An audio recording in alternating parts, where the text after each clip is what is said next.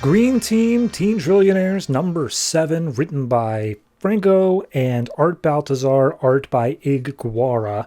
And last issue, we had JP seeing his lover Cecilia killed by Belichick and then turning into a giant werewolf looking thing.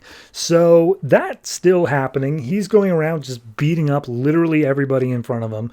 And Belichick's like, all right, well, that must have something to do with the nanites. But regardless, let's see what we can do with this. So he leans down and picks up Cecilia's helmet and says, hey, this is your girlfriend's. This is your helmet. Do you still smell her in there? Go fetch. And he just throws it over towards where Commodore is. And as soon as JP sees Commodore, he just immediately starts attacking him. So Belichick's like, oh, hey, the creature's going to do all the dirty work. Just make sure to clean up after it's done. So I'm out of here and make sure that nobody ever saw me, including innocent civilians. So at that point, JP is still attacking Commodore.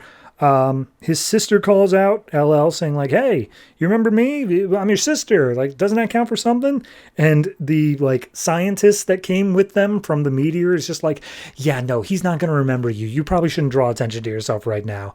So JP starts charging after LL, but he stops like right in front of her.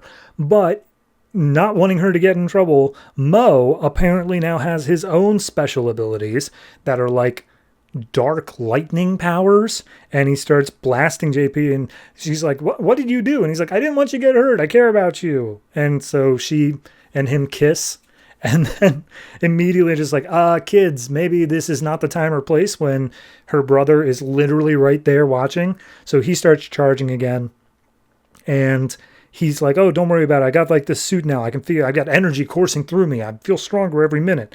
And LL's like, no, don't hurt my brother. And he's like, oh, what? So then JP launches at Mo and like phases through his body. Like he's not even there. And just like, oh, I had no idea that was one of my powers. So that's cool. So at that point, he gets up still ready to attack. Commodore just throws some stuff at him to take him out for a second. So now it's back to a Commodore v JP fight, and Mo's like, what can I do? How can I help? I don't want to hurt anybody. And JP scratches Mo despite the fact that he's like can be phased through, but like parts of his body kind of fall off of him and then just start wiggling like they're still moving. And he's like, I have no idea what's going on right now. So at that point, JP manages to get like bound up by Commodore because I think he's able to control machines and metal and stuff. So he like wraps some metal around him and says like, hey, look, you have to think about Cecilia. Like, this is not what you would want. And Mo's about to take a shot at him, but then a voice rings out from nearby and everyone's like, whoa, what was that? And we see JP launch into action, and all of a sudden, phasing out of nowhere comes Cecilia. And he catches her, and she's like, hey, I'm here. And then she starts phasing out. I was like, oh, hold on. And she focuses a little bit, and she's like, there, I'm back. I'm alive. I'm totally good now. And so she starts calming down JP. JP turns back to normal. And he's like, you're alive. And they start making out. So at that point, Cecilia is like, hey, Commodore, I would like to apologize to you. And he's like, don't worry about it. I'm totally over it. I'm glad you're okay. But at that point, Belichick's men start surrounding the green team. And it's like, okay, how do we get out of this one? And it's like, okay, well, hold on. I've got an idea. So Mo's about to start blasting, and he's just like, no. Like, Commodore just calls him out, just says, no, I'm done with fighting. I'm done with all this. This is too much. I give up. And he just raises his hand and surrenders. And the guards are like, we're not really a take prisoners kind of group. We're just going to shoot you anyway. And he's like, well, here's the thing. Your boss ordered you to kill me only after that girl got killed. But she's now alive again. So don't you think that's worth reporting to your boss and probably keeping us alive until then? Because what if he changed his mind now that the girl's alive again? I don't want to be you if you make the wrong call now that this girl's alive again. And Bart just like thinks for a second, and then it cuts to Belichick inside being like, you brought them into my building, you stupid piece of crap. You're fired. All of you are fired. The rest of you idiots come with me and shoot the ones that were fired. So He immediately starts laying into them. And the one that made the call is just like, I'm sorry. He made a compelling argument. I just thought. And he's like, oh, you thought. Anybody else want to think around here? And Belichick pulls out his own gun, shoots the guy in the face, and be like, good, awesome. Now get out there and shoot them in the heads.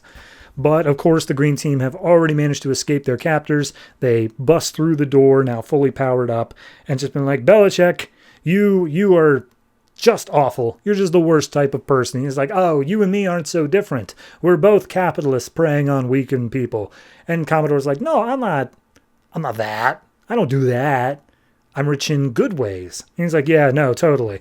I'm sure you truly believe that. So at that point, they make the claim of like, Belichick, what was it all for? All these experiments with these suits. Why did you want it so bad? And he's like, because I wanted to see if I could. And frankly, you just happened to drop in my lap. And also, I was hoping that by targeting you specifically, Commodore, I could take your finances via power of attorney. He's like, what do you mean power of attorney? Yeah, one of my parents would have to be involved for that. And he's like, yeah, exactly. And we get the reveal that Commodore's father, who I can't even remember his name, but the dude in the weird like smiley mask thing, he's still alive somehow. And he comes in and says, hello, son, daddy's home. Next issue is the last issue. Yeah, I mean, here's the thing. We got a very long explanation as to why Commodore's powers work. They explicitly say like nanites and all this other stuff in terms of like basically Iron Manning it. We get nothing in terms of JP turning into a werewolf, Muhammad turning into a ghost man, and then Cecilia just being able to phase in and out of reality, it seems like. Like, none of this gets an explanation. I don't know if I like that more or less. It feels more like they wanted to pad this out over, like, many, many issues, and then they were told, oh, by the way, you're being canceled, like, as they're writing issue 7. So they're like, oh, well, let's get everybody's powers out now, and we'll just say nanites. It's not poorly written, but it definitely feels rushed as hell. So overall, I'm going to say this is I'll give it a 6.5. I can't give it a 7. It's just too much happening too fast here. As much as I think it's an interesting-ish story being told, frankly, it feels a little bit listless. It feels like it doesn't really know where it wants to go, but it's just trying to get there before the entire series wraps up next issue. So yeah, join me for that.